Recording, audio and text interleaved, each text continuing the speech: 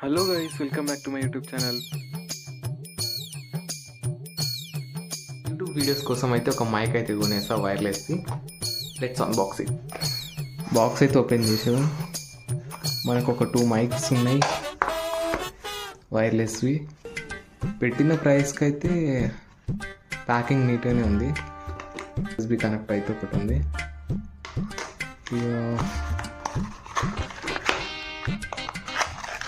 Type C charger, ఇంకా user manual.